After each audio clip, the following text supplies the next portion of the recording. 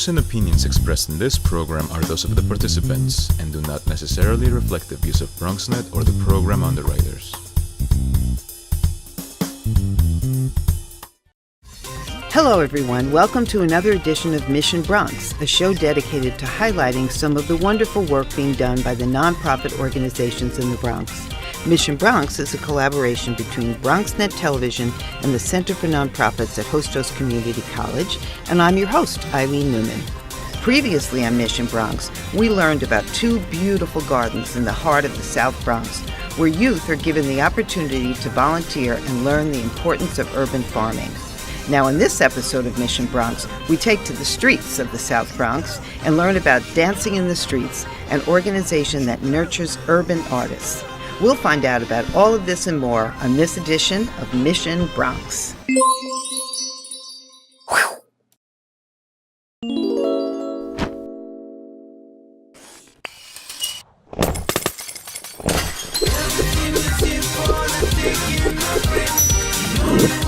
Welcome everyone to Mission Bronx. Today we're in the heart of the South Bronx visiting an organization called Dancing in the Streets. Founded in 1984, this organization has provided movement-based projects through long-term initiatives, artistic exploration, and deep community engagement. Throughout their 30-plus years, Dancing in the Streets has put on over 500 free public performances and has won numerous awards and recognition for their work in the Bronx community.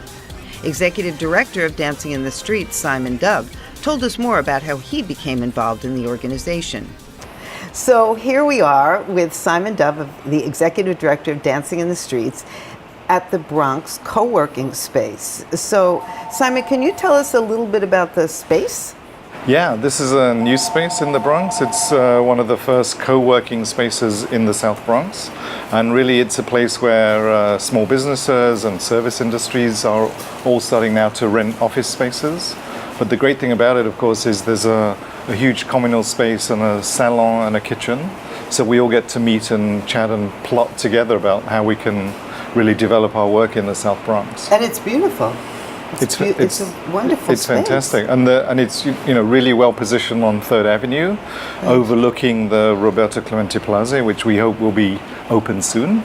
And that's the place where we're going to be doing a lot of work and focusing a lot of the work of Dancing in the Streets. So there may be people who are watching this who don't know about Dancing in the Streets or haven't encountered Dancing in the Streets. So I want to hear about your trajectory and how you got here, but first, can you tell us a little bit about it and how it started? Sure. Well, it's a really old organization. It was set up in the early 80s, 1984 actually, when, I don't know if you remember, David Bowie and Mick Jagger did a cover version of Dancing in the Streets, the song. Yes. And I think that's where the title comes from, but actually it's an older Motown song from the 60s, right, Dancing in the Streets, right, mentioning Chicago and New Orleans, you remember?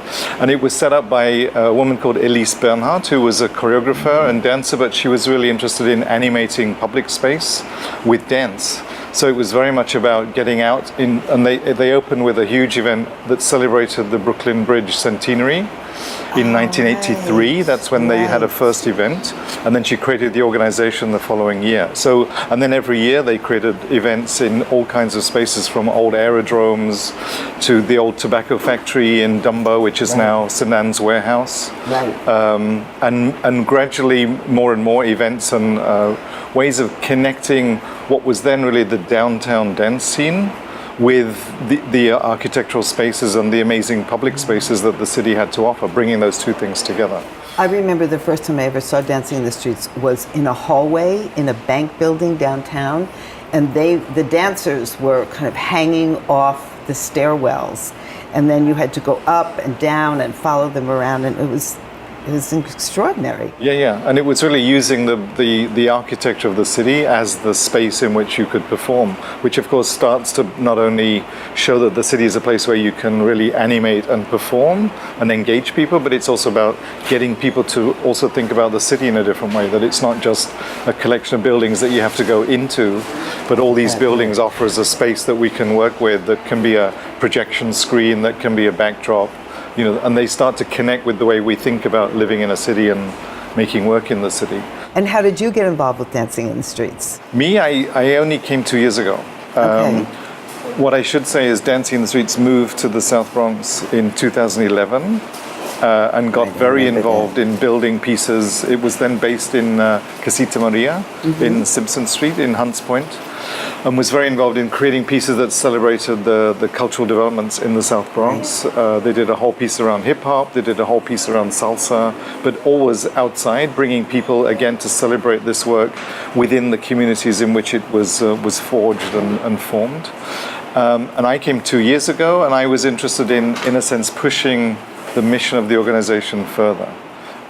What I wanted to do was spend a lot of time working with the dancers and the dance forms here, and a lot of that being still street dance and hip hop, but also looking at this whole idea of how artists really work with communities. Which is something that has now become, I think, more of a conversation. I hope so. I think there is. It's work I was doing a lot of in Europe, and in Europe there was a lot of public investment in the idea that an artist was a really healthy part of any society, and artists were really catalysts for thinking about issues, for problems, for communities to kind of engage and discuss ideas and deal with issues. You know, an artist was often offering a safe space for that to happen. And I think here, as we are losing a lot of faith in, you know, governmental systems, even in faith systems, even in education systems, communities are now looking how do we engage with some of those really urgent and important ideas that we are faced with every day, but which we feel the existing structures already have a vested interest in the outcome. Right. You know, how do we set up a real dialogue? And often, as communities are trying to find ways in which they just need to get through each day and each week, time and space to have those kinds of interactions, engagements, I think are very limited. So we're working with artists to bring them into a kind of creative dialogue with communities, both to find ways to celebrate those communities, you know, and in a sense to work with them on the culture that's already there. There's lots of culture happening in the South Bronx, but an artist can be a really powerful catalyst to make things happen, to kind of shift the framework sometimes, just to give people an excuse, you know, to connect, to think, to work, to play, and to enjoy each other. And that's really what we're doing.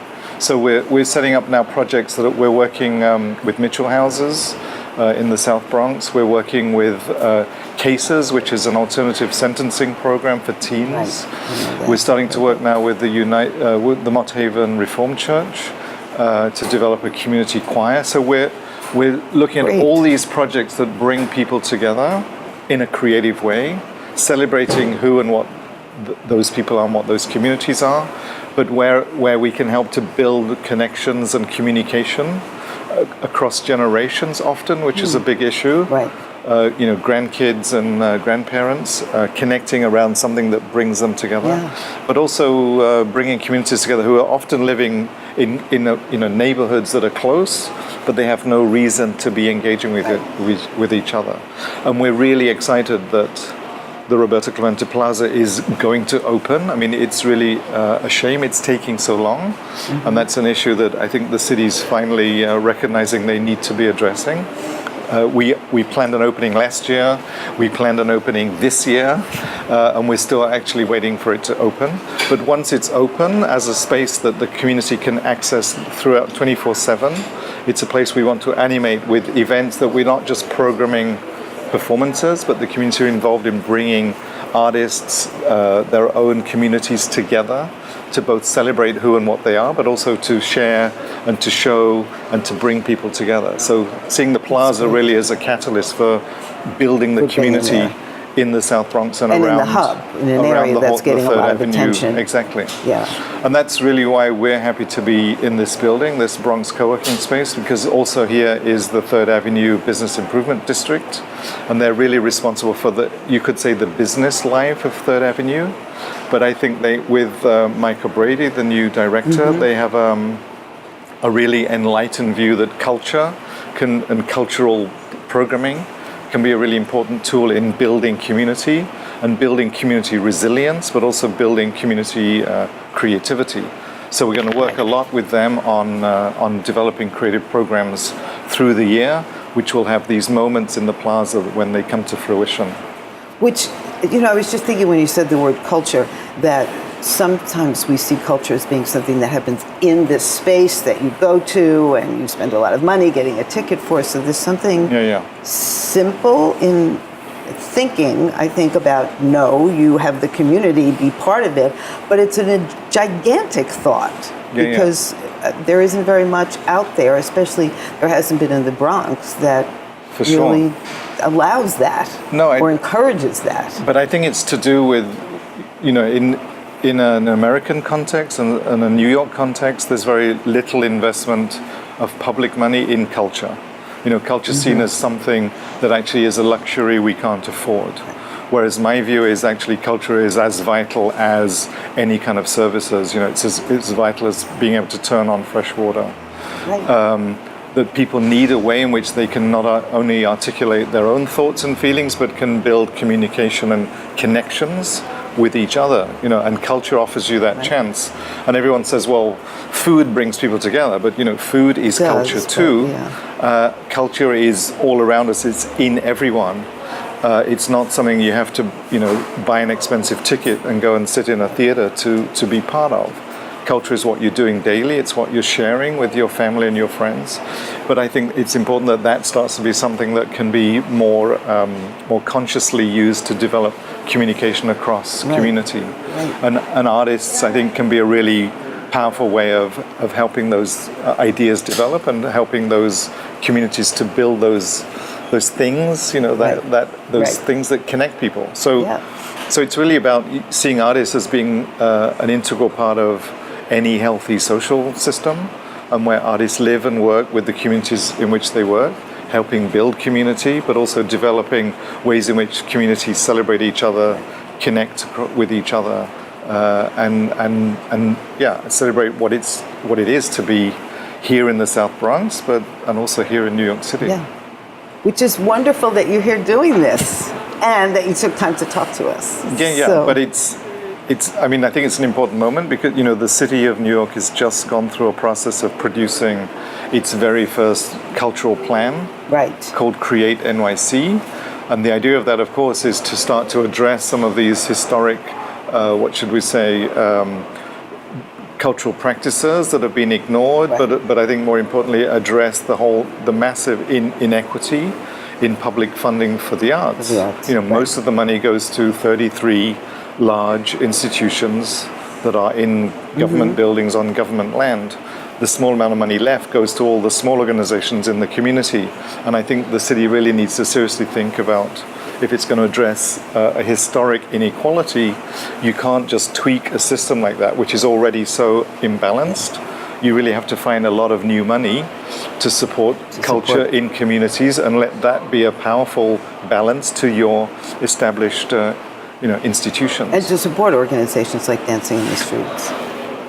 One hopes. Yes. But frankly, what we're trying to do is employ artists who can then work in the community, and finding ways to sustain that is really important, because it's not about doing short, 5-week projects. It's about saying, I'm here and I'm going to work with you for the next 3 years. And it doesn't matter what we produce. It's not about making a product. It's about working together creatively. And out of that will come all kinds of events and showings and sharings and food. Because that's what is there. That's part of it. But I know that it keeps artists in the city, and it helps build community. And for me, that's the two most important things. And I think we're going to see some of the culture today. So thank you. Sure. You're welcome. Thank you. Thank you. We're taking a break, but coming up, we'll learn about one of Dancing in the Street's current projects with its Showtime NYC. Stay tuned. Coming to you from our BronxNet studios, 4 new shows highlighting some of the best of the Bronx has to offer.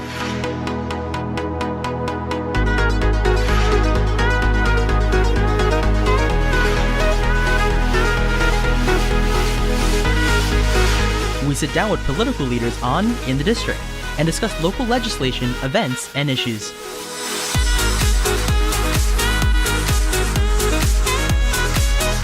See how the community and business come together with The Bronx Now on BronxNet.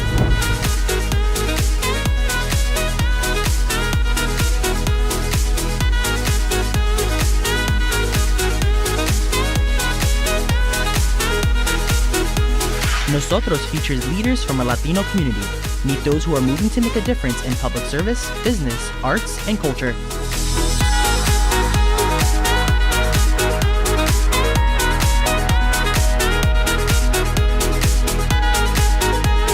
Looking for new and exciting dining experiences? Then you'll want to savor the Bronx and try new restaurants and eateries that fill the borough with delicious dishes.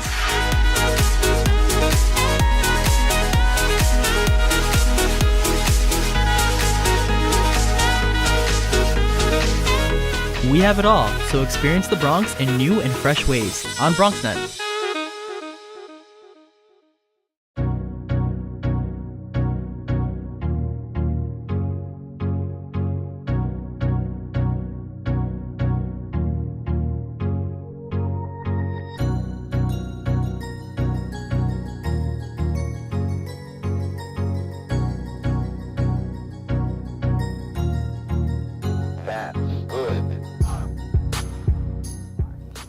Well, I got this as a paid internship. Spending my time here, I really enjoyed the people that work here. I enjoy what goes on behind the scenes.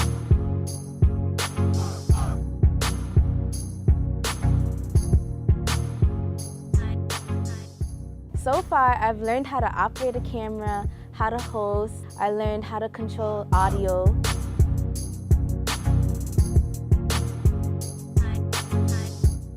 My first time hosting was really nerve-wracking, but I really enjoyed it because it was a new experience.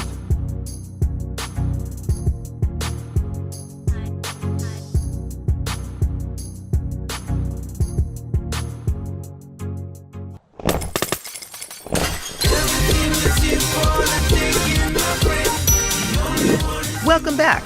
We've been learning all about dancing in the streets and their involvement in the Bronx community to nurture urban artists.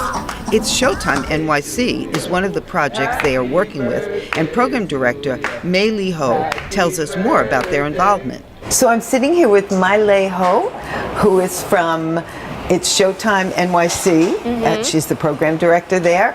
And I have to admit, I didn't know about It's Showtime. So can you, I know a little bit, but the audience may not know a little bit or a lot. So can you tell us what Showtime is? So It's Showtime NYC is a program of dancing in the streets. It's a nonprofit based in the Bronx right here. The program is to help street and subway dancers get off the subway because it's illegal for them to perform in the subway. So some of them get arrested. Last year, 300 dancers got arrested for dancing on the subway. So the program is to try to help them by providing them with paid and legal performance opportunities and also training. So if they want to perform as a career in dance, they train here and have paid performances. If they want to learn how to teach dance, we have a training for that. If they want to learn how to film dance or doing media around dance, we also train them in that and just give them like counseling on how to further their career in the arts in general. How do you find the dancers? So we have some printed cards. I don't have them with me right now, but it's kind of just a business card. And when the MTA police sees the dancers now, they give them the cards, kind of like, hey, you try to avoid being arrested and join this program instead. And also just word of mouth. A lot of the dancers that are in the group right now have friends that are hitting in the streets or in the subway, so they tell them about the program and they bring them in the program. A lot of it is word of mouth. So how did Showtime begin? So it came from a conversation with the mayor's office about 2 years ago. The program was created in 2015.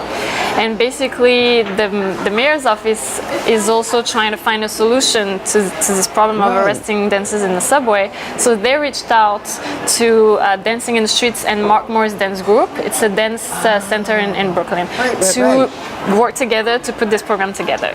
That's how it started. And how did you get involved with it?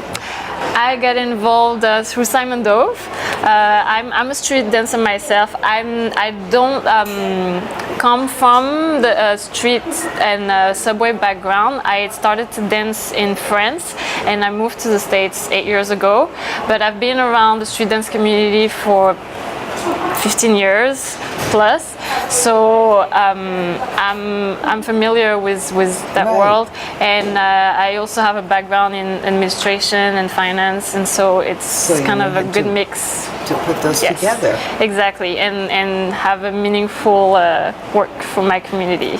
So I would imagine, but that's only because of who I see on the subways dancing, that you primarily are working with young people who are really starting out, or? So most of the dancers are from 17 to 26 years old.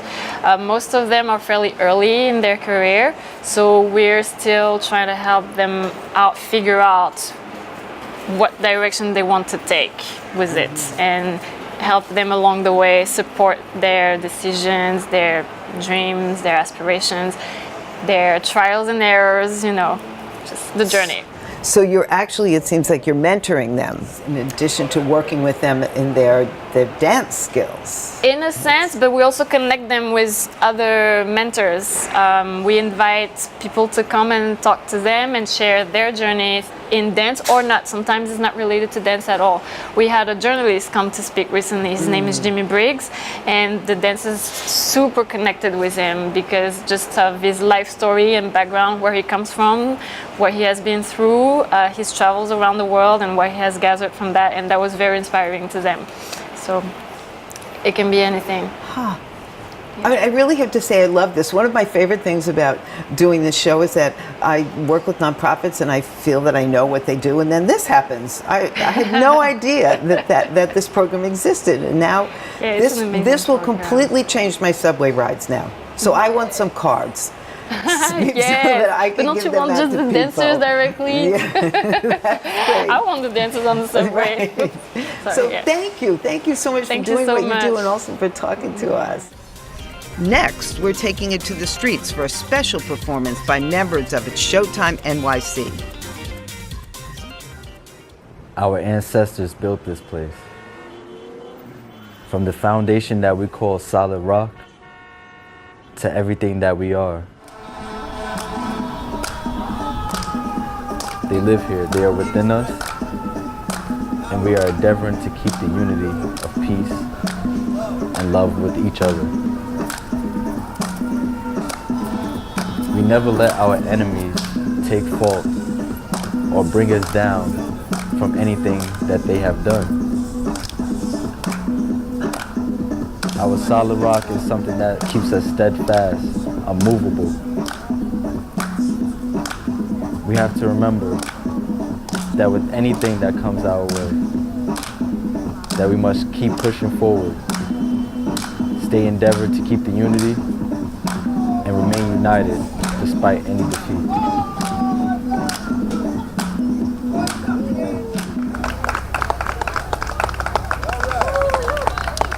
So I'm here with two of these great dancers, and can you tell me your names? I'm Rhea, aka Wildcard. Two Eyes. Well, I'm Israel Jules, also known as Tails. Which is great, because I would have just called you Israel and not gone to the whole fabulous name that you have. And also, can you tell me how you got involved with this? Well, we got involved through a mutual friend, but we were also in the same crew. The crew was called Raiders of Concrete, or ROC. We started at Battery Park when the Showtime first started, so we started performing there, and then we moved to Mark Morris. And from there, the program grew, more people joined. We did a performance at the Supreme Court House, so it was pretty nice. That's when I really knew it was like, this is way bigger than we all think it is. We really do something more with this. So that's wow. That's a big wow. Yeah. And so how long have you been doing this? I think it's about like 2 years. Yeah, 2.5. 2.5 now. Yeah, 2.5. And when so you're going to you have performances, and where are the performances when you do them? They're kind of all over the place so far. Yeah. We've done some in the Bronx. Did we do some in Brooklyn? Yeah, we did some in Brooklyn. We did some in Brooklyn. We had a jam session in Brooklyn. Yeah, one in Brooklyn, one in Bronx. Yeah. We also performed in Philly. Oh, yeah. Yeah, Philly and other places like that. Are we going out the country? Yeah, we're going out of the country. Where? As a group. One is in Paris, the other possibly, I don't even know if I can say, but possibly in Brazil. And have you? Oh, not performance in Brazil, in exchange. Okay, but have you been out of the country before? I personally have not been out the country. Okay, how about you? I have twice. Well, I've been to Bahamas because my family's from there. Okay. And then I went to Canada. But this is big. Yeah, this is big. Yeah, This is big. overseas, like, He might be doing another over the seas one, but they picked 4 dancers to go to Paris. So yeah. Congratulations. It's cool. Thank you. Have a wonderful time. Thank you for stopping to talk to us. I know you wanted to watch everything, so Yeah. thanks. Thank a you. lot. Good luck. Unfortunately, that's all the time we have. I want to thank everyone at Dancing in the Streets and its Showtime NYC for being a part of our show. And thanks to you, our viewer, for tuning in. If you missed any part of today's episode, or if you would like to check out past episodes of Mission Bronx, go to www.BronxNet.tv. See you next time for another edition of Mission Bronx. Everything is here for the taking, my friend.